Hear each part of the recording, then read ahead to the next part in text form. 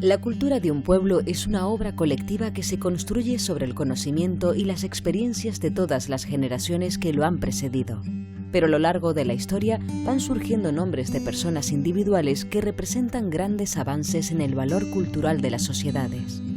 Uno de los mayores ejemplos lo encontramos en Gregorio Chil y Naranjo, el Dr. Chil, creador del Museo Canario y representante de una generación de intelectuales implicados en el progreso de la sociedad en que vivieron allá por la segunda mitad del siglo XIX.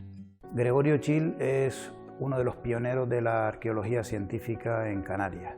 En el siglo XIX, cuando él desarrolla su actividad profesional y científica, la arqueología era un campo de estudio donde había mucho amateurismo, había mucho aficionado.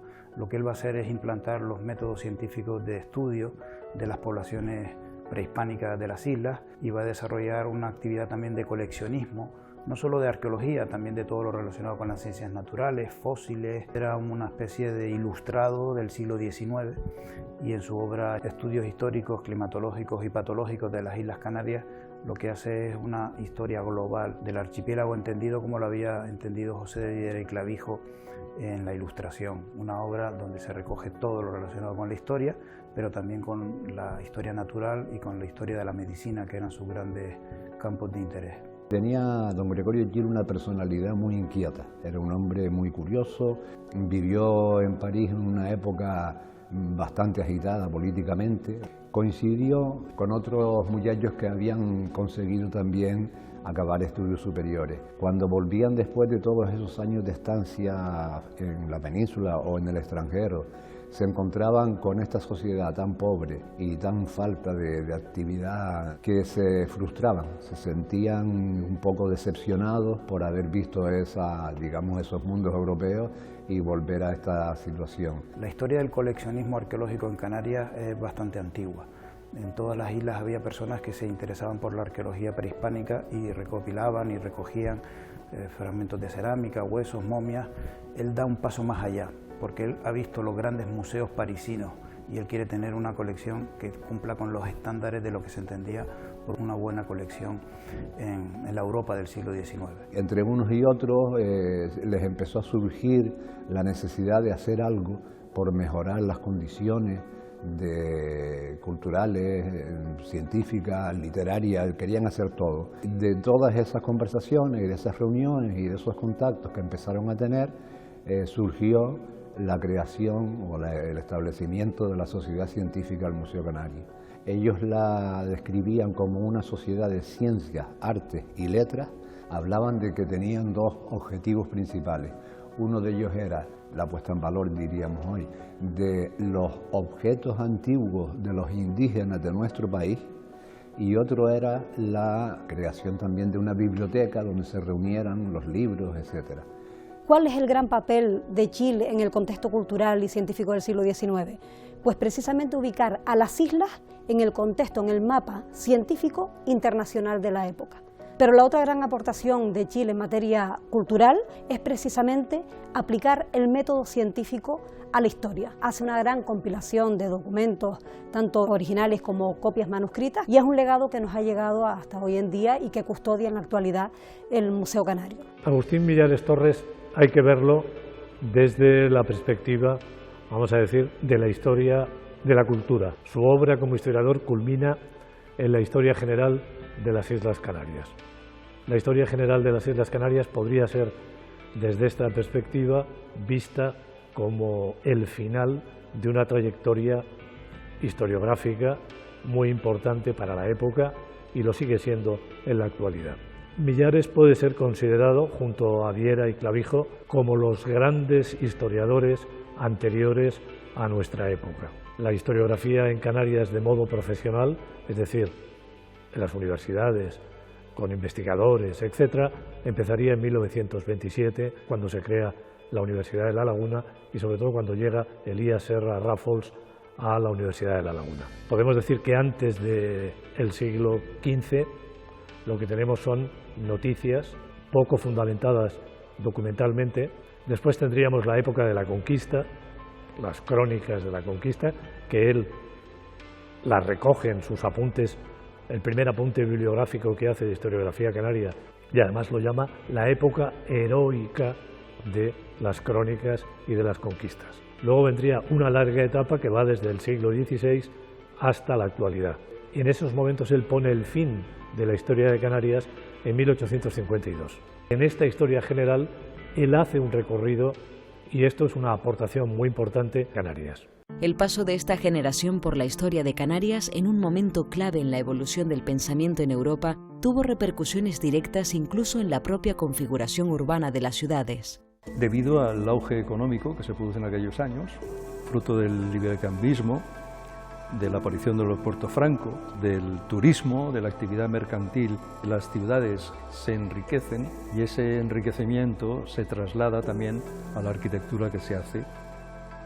Los principales estilos arquitectónicos, artísticos del siglo XIX en las islas son básicamente tres. Empezamos hablando del neoclásico, tiene mucho que ver con, sobre todo con el fenómeno de Ilustración y posteriormente con la Revolución Industrial.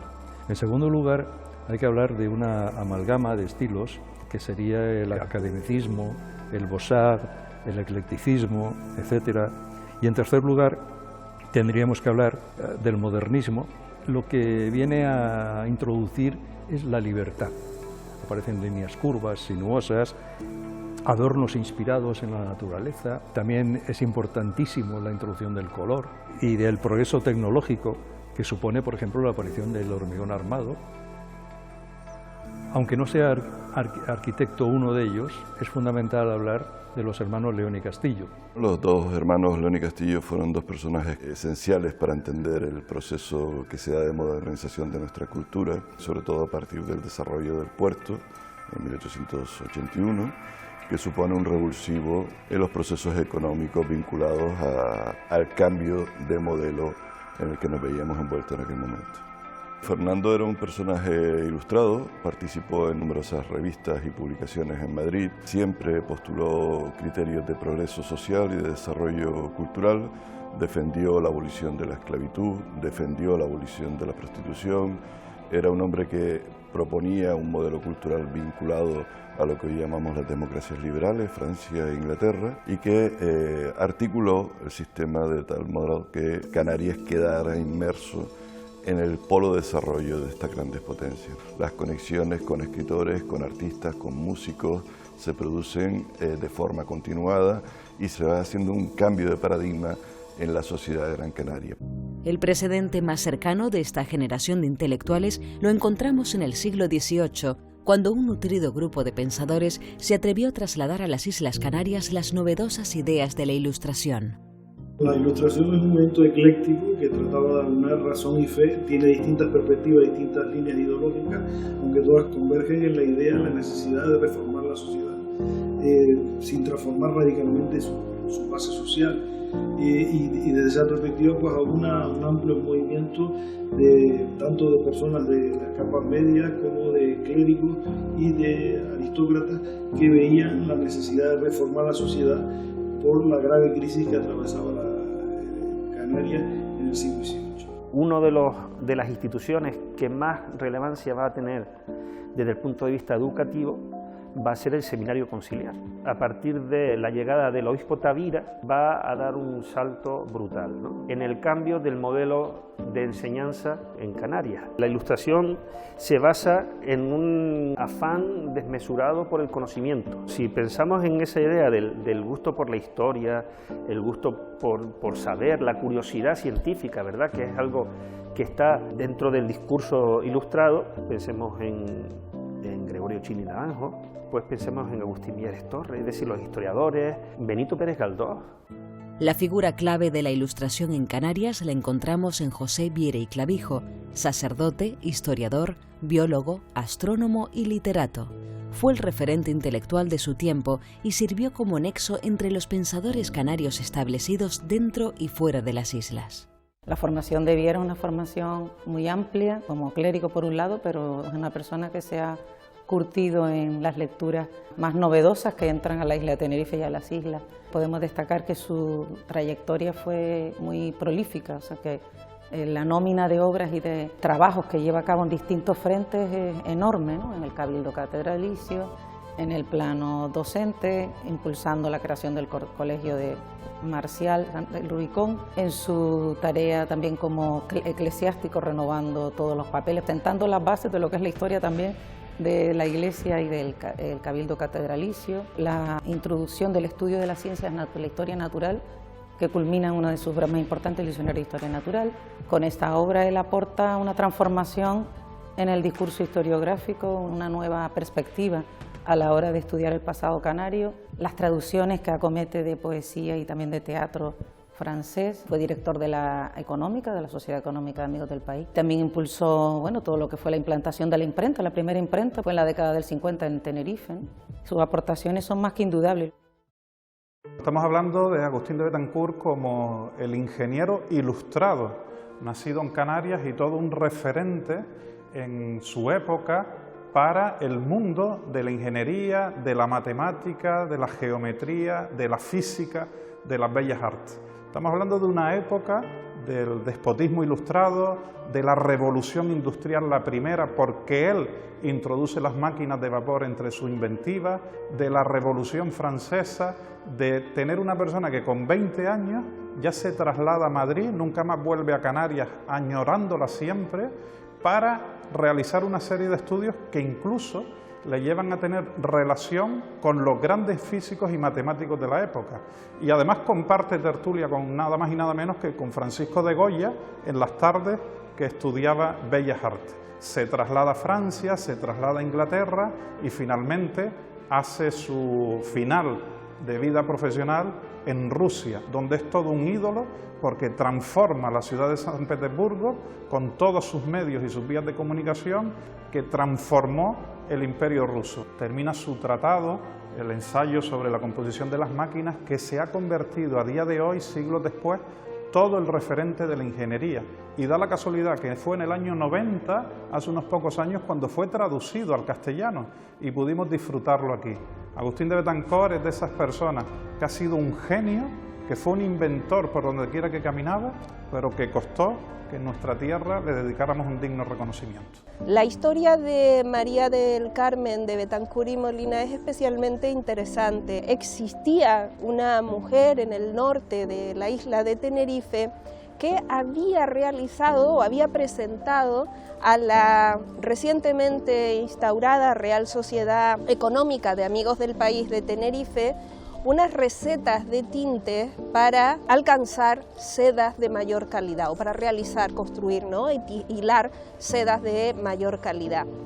Pero es una mujer dedicada a la casa familiar, a la educación de su sobrino, fundamentalmente a lo que se dedica toda la familia también, que es la industria sedera en aquel momento en la isla de Tenerife. Si echamos un vistazo a los ingredientes y a cómo ella considera que hay que combinarlos para elaborar esos tintes de mayor calidad, es posible pensar, solo como hipótesis, que ella desde luego participa de los debates de un momento absolutamente imprescindible para la química en estos momentos en Europa, que es el paso de una antigua química a la moderna química basada en los elementos tal como luego la desarrolló Lavoisier. Creo que María de Betancourt y Molina es una mujer destacada, fue capaz de tener también esa visión de que era necesario, gracias a los nuevos principios de la ilustración, esto es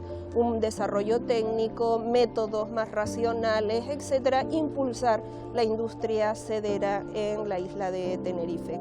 María Joaquina es una de las hermanas conocidas de Viera y Clavijo junto con su hermano Nicolás. Los trabajos de María Joaquina permanecieron inéditos. En el 19 se edita por primera vez Sebastián Padrón Acosta, en su antología de poetas canarios dedica un apartado a las poetisas canarias, habla de estas poetisas, también los 100 sonetos mejores, también hay de la poesía canaria hay un poema suyo. Es evidente que hay una tensión, sobre todo a tenor de lo que vemos en sus escritos, que hay un afán por esa vocación como escritora. Ella en sus escritos lo que resuma es una religiosidad profunda, una inserción en el contexto cultural de su tiempo también intensa por toda la poesía circunstancial, que es una línea temática que se cultiva mucho en la poesía del siglo XVIII. Luego también se destaca ya por el cultivo del esdrújulo, y luego tenemos lo que es la poesía burlesca y humorística, donde ella pues ejerce la sátira sobre costumbres de su tiempo, donde hay diálogos con personajes de su tiempo. La imagen que nos devuelve toda su producción es una señora pues comprometida con los valores, diríamos, religiosos y con los valores familiares. A falta de datos sobre los referentes ideológicos en las Canarias prehispánicas, podemos identificar el origen de la intelectualidad en las islas en aquellos cronistas que se ocuparon de relatar los hechos de la conquista y describieron la cultura de los aborígenes desde su óptica europea. Este papel sería continuado más tarde por los primeros historiadores canarios. A partir de las crónicas de la conquista nos vamos a encontrar con una serie de historias, pero también de descripciones. Son bastante interesantes porque nos dan mucha información de cómo eran las islas en aquel momento, la población que tenía, el origen de la gente que iba llegando al archipiélago, de las actividades económicas. Entonces, para el siglo XVI, por ejemplo, tenemos, por un lado, tenemos algunas historias. Una de ellas la de Alonso de Espinosa, que es un fraile, y tenemos luego otra que hace un ingeniero italiano, Leonardo Torriani. Torriani va todavía más atrás porque se informa de la población prehispánica, se informa de sus costumbres, y luego va describiendo cada una de las islas. Es el primer autor donde tenemos la imagen de los primeros núcleos de las ciudades de las islas representadas en plano.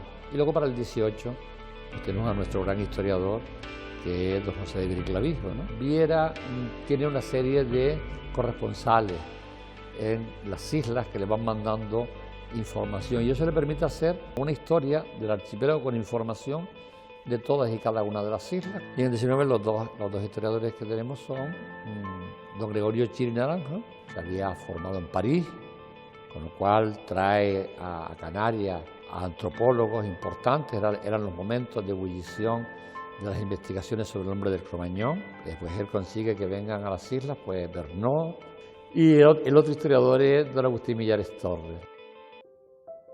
Los conocimientos de historia de Canarias derivaron en algunas ocasiones en obras que se situaron en la frontera entre la historiografía y la literatura. En este lugar podemos situar al médico Antonio de Viana y su famoso poema, pero también una buena parte de la producción de Bartolomé Cairasco de Figueroa. Bueno, Antonio de Viana, por encargo de don Lope de la Guerra, escribió su poema. Es un texto no histórico, más literario que histórico. Sin embargo, su poema sigue siendo atractivo porque supo inventar esos mitos que todavía hoy los consideramos nuestros, como el mito de Dácil, la princesa Dácil que se enamora del cristiano que llega a sus orillas.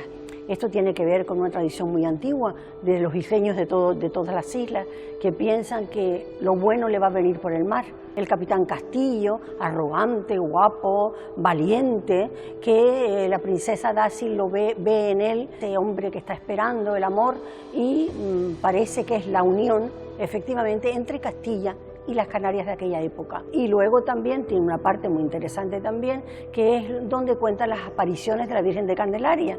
Vuelve a tomar un tema, pues no histórico, pero tradicional, y pone en claro, todavía hasta hoy se habla de las apariciones de la Virgen de Candelaria que cuenta Antonio de Viana.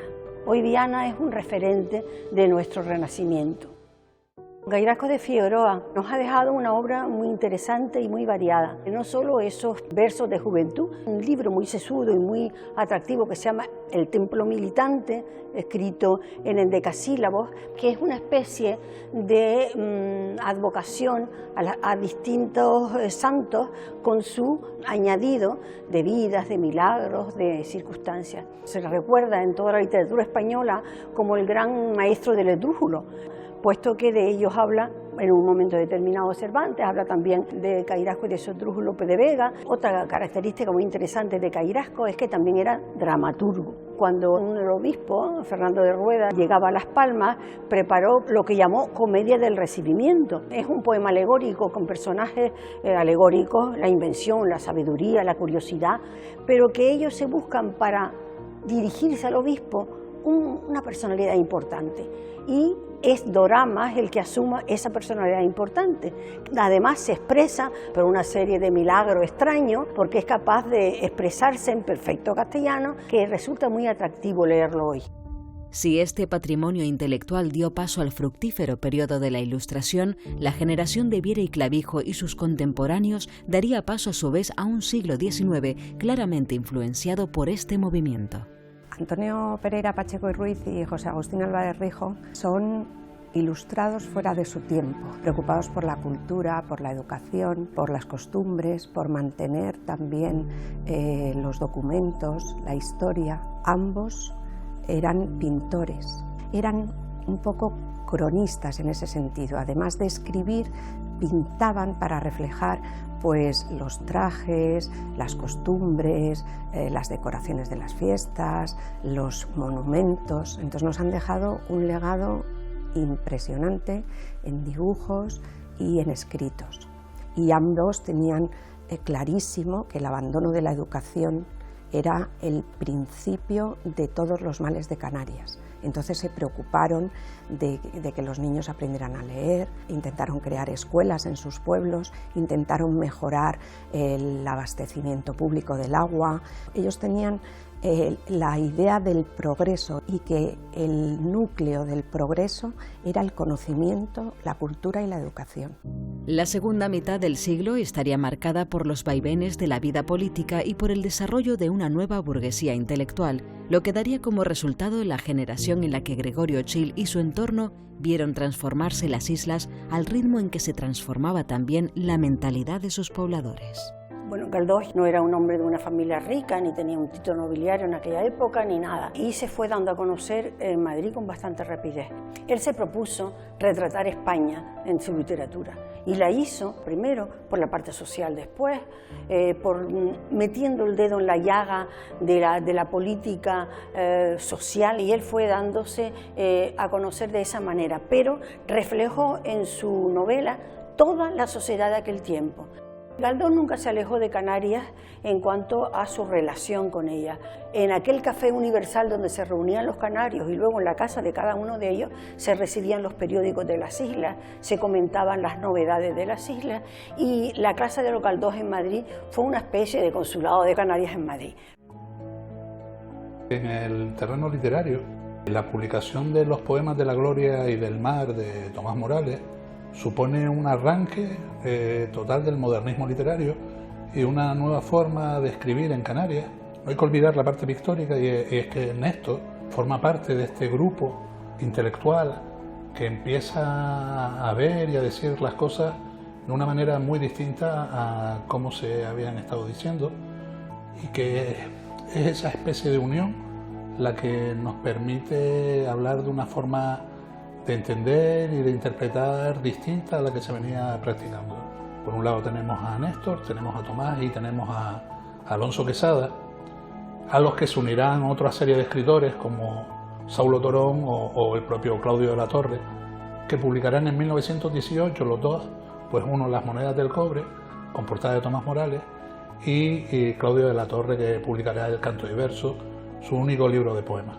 En el caso de Morales, la aportación del mar mitológico que consigue hacer es fabuloso, ¿no? Coger el Atlántico y transformarlo en un mito en sus poemas, yo creo que es uno de los grandísimos hallazgos de Tomás. Esos cantos a la ciudad comercial, cómo la ciudad cosmopolita se va incorporando a la poesía, cómo esa vida diaria se incorpora, son yo creo que de sus grandes hallazgos literarios. Tenemos la voz de Saulo Torón, y es esa voz íntima, personal, salida de adentro, muy machadiana también, ¿no? Y Domingo Rivero, que es el gran poeta, ¿no? El poeta del cuerpo, con una forma, a pesar de sus años, se incorpora al movimiento haciendo una poesía muy breve, ¿no? Pero muy en consonancia con una forma nueva de poetizar, ¿no? El Yo a mi cuerpo, tan celebrado, pues una de las composiciones más grandes que se han dado en la literatura contemporánea junto con otros, ¿no? Pero es un poema increíble, ¿no? Una de las características que se da en Canarias es que estar pendiente de la tradición significa buscar un hueco único dentro de esa tradición. Y no tenemos dos personas que escriban como Tomás Morales, ni dos personas que escriban como Alonso Quesada, ni como Saulo Torón, sino que Claudio de la Torre escribe de una manera totalmente distinta, Pedro Perdomo escribe de una manera distinta, Agustín Espinosa, porque dentro de esa tradición cada uno busca un hueco y una forma de interpretarlo personal. Y es de una riqueza tan variada que no es posible a veces hablar de escuela. Otros campos de la intelectualidad también siguen dando frutos a lo largo del siglo XX. La ciencia española, por ejemplo, no puede prescindir de figuras tan representativas como las de Blas Cabrera y Juan Negrín. Juan Negrín tiene dos facetas fundamentales, una faceta de fisiólogo, de científico. La cristalización de esa escuela de fisiología está en Severo Ochoa, premio Nobel. Por lo tanto, estamos hablando de una persona de una gran formación intelectual que se formó en Alemania y que tiene una gran calidad científica. Y después, por otro lado, la vena política de Juan Negrín. Juan Negrín pertenece a la generación regeneracionista republicana, como lo fue Azaña y otros políticos de la época, que quieren cambiar el país, que quieren modernizarlo, que quieren hacer el país como Europa. Esta es la generación republicana, que es cercenada por el franquismo. Por eso se pierden muchísimos años de avance y el franquismo supuso un retroceso cultural, económico y social y político brutal. Negrín le tocó como presidente del gobierno el peor momento, que es una guerra civil, una guerra entre españoles y españolas, ¿no? Y entonces tuvo que defender los intereses de la República en un contexto muy desfavorable. Va poniéndose cada vez peor, pero él lo intenta con un método científico e introduce un método científico dentro del Estado republicano en guerra. Y eso lo hace muy bien, a pesar de las grandes dificultades y de los problemas brutales que habían dentro del bando republicano. Negrín lo tuvo muy difícil, intentó hacerlo, perdió la guerra, pero empleó toda su sabiduría en ganarla. Y ahí queda su legado, el legado político, por un lado, y después el legado científico como gran formador de unos científicos de una talla excepcional. La figura de Juan Negrín terminó trascendiendo más por su faceta política que como científico a causa del violento final de la Segunda República, de la que fue su último presidente en el exilio. Se abre entonces un periodo en el que la intelectualidad se ve obligada a abandonar el país. Yo destacaría dos intelectuales. Por un lado, una mujer, que es Mercedes Pinto, una dramaturga, una novelista, una mujer de una talla intelectual muy importante que ha sido inmortalizada en las películas de Buñuel, por ejemplo, una película que se llama Él, que coge el nombre de una novela de ella de los años 20. Ella se va a América antes de la Guerra Civil, está en América durante la Guerra Civil y sigue allí, y apoya a la República y vive el exilio republicano de una manera muy intensa porque comulga con las ideas de todos los republicanos que han sido exiliados. Y en segundo lugar destacaría a Agustín Villares Carló, que en los años 20 y 30 es una de las grandes eminencias de la paleografía mundial. Al terminar la guerra él va al exilio, Venezuela, México, es una de las huellas canarias más importantes que deja el exilio en América Latina. El exilio para don Agustín fue una ruptura importante en su vida. Ya Negrín lo había nombrado vicecónsul en México y allí se dedicó a atender sobre todo a los emigrantes españoles y colaboró en distintas revistas que publicaban los republicanos en el exilio. De México también se fue después a Venezuela. Lo llamaron para, sobre todo, fundar, junto con otros por supuesto, lo que fue la sección de Humanidades de la Universidad de Zulia. Allí estableció las bases para la historia del periodismo y de la bibliografía en Venezuela. La labor más importante de don Agustín, tanto en México como en Venezuela, fue la semilla que él implantó allí en los alumnos. De allí surgieron muchos profesionales que se dedicaron después a la bibliografía y a la paleografía de Sudamérica. Cuando él volvió a Canarias, don Juan Marrero Portugués había aceptado y había propuesto hacerle un homenaje a don Agustín. En ese homenaje se invitó a participar a unas cuantas personas para que pudieran colaborar con artículos sobre la personalidad o sobre los campos en los cuales había tratado don Agustín.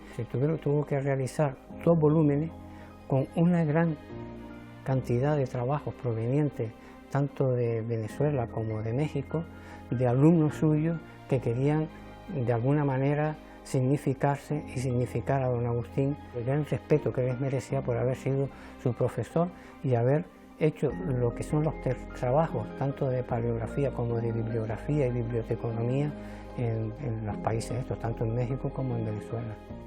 La aportación de todos los intelectuales que forman parte de nuestra historia se une para conformar una identidad cultural que es en definitiva la que nos hace canarios, pero al mismo tiempo nos hace pertenecer a una sociedad de ámbito global, pues la historia de las Islas Canarias es desde su nacimiento una historia compartida.